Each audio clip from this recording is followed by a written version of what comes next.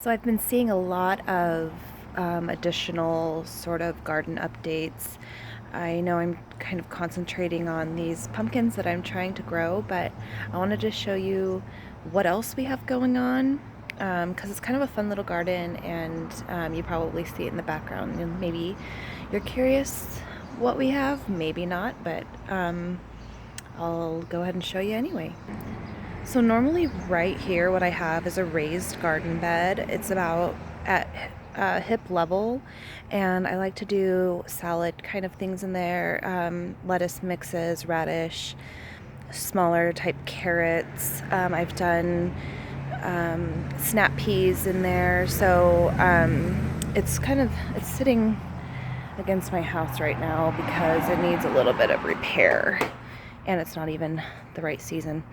So the space was kind of lacking to me in my eyes, and so my son and I, we made this little like kind of 17th century maybe style fence just for decoration, and I have some beautiful little wildflowers that are already grown through it, so it does its job. It's just there for looks. And then hello, score, I found this. It was underneath, it was in an alley near my house. I've been seeing it there for a few weeks when I walk my dog, and it was covered underneath just a pile of old yard waste, and had like old dirt cemented inside of it. And I brought it home and I cleaned it up and I put some marigolds in it, some creeping Jenny, and yeah, it's just another little thing that fills the void of what used to be here.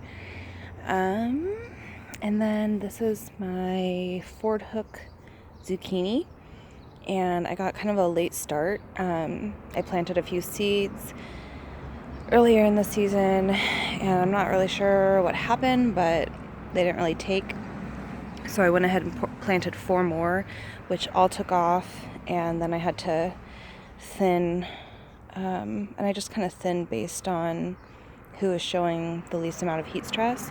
And this one seems to be I'm really glad I picked this contender here, because it can be 95 degrees and this thing doesn't wilt. I mean, it's like it's a really great plant, and it's beautiful. It's a beautiful color green. And I see maybe one female zucchini flower on there. I don't know. I don't really think it's close to flowering at all, but I'm sure it'll happen soon enough. And then we got some Siam Queen basil here, which I guess is sort of a new basil that's hitting the market. People are loving it, and it's really pretty. Actually, it has like these purple flowers that start to sprout. I've been picking the buds off the top, and of course I always smell my finger. I do that to keep it bushy and to keep the basil strong smelling. And I actually have 2 huge plants here. They go around my brandywine tomato. This one doesn't get nearly as enough sun, but oh, I see another flower that's trying to bloom, but it's doing well regardless. So, and then this is my brandywine. It's huge. I would say it's a good 4.5 feet now. I have one really good tomato that's on there. Got a couple more coming in. This was a double-headed flower. You can see how big the stem is compared to, let's say this guy. So yeah, I really hope that one was pollinated, and I hope I get a huge tomato. There's some more flowers. We just have a ton of pretty flowers, and it goes all the way back. And then we got some more up here. So yeah, it's really happy and healthy, and I've never grown a brandywine. I've grown tomatoes, but not a brandywine, and the leaves are gorgeous, and yeah, it's a really productive plant so far. Pumpkins, and this would be my Virginia Sweet. I have, excuse me, I have one flower on there. I don't know if you can see it back there. I've been battling something. I don't know if it's early blight, but let me show you. The leaves are crisp. Zoom in.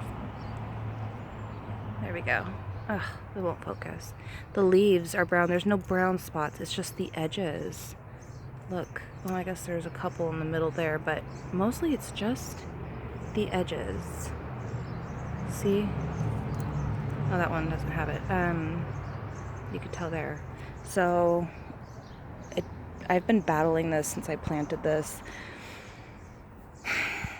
Let me know. But I don't know what it is. Maybe it's a weird kind of early blight.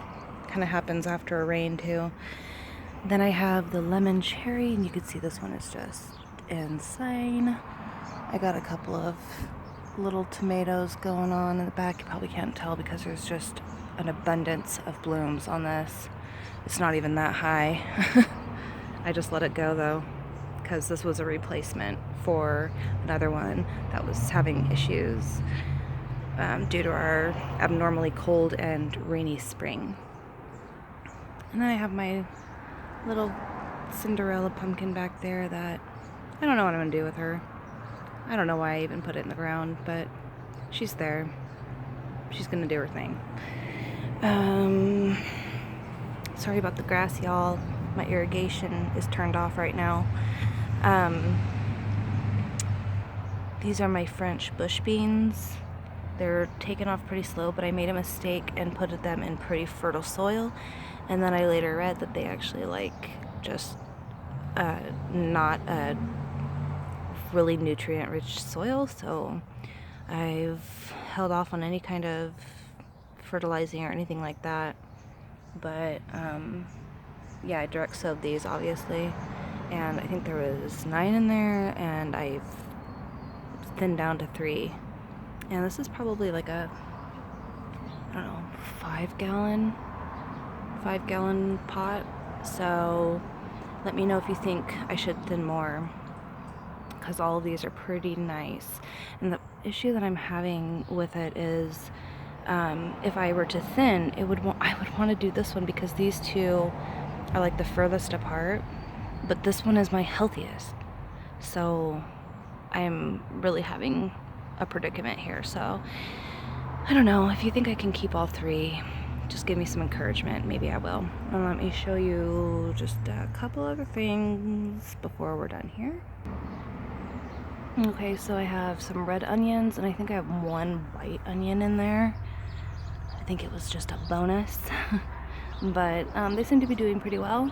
Keeping them mildly watered and giving them a couple drinks of some nitrogen. So they're doing okay. And then last and not least, this is my lemon cucumber, and I planted this from seed as well and thinned it down. I have a couple more that decided to sprout up, so I'm gonna see what those do. But and I think I may need to water this. It's looking a little dry. But I didn't know how I was going to get it to climb up the trellis, so I made this little kind of teepee thing, and then I tied a string to it, and then I tied it up to here. So I'm training it to grow up and then onto there. But I'm gonna get to watering this thing because it's gonna be about 85 degrees today, and it's looking rather dry and rather droopy. So thank you for watching.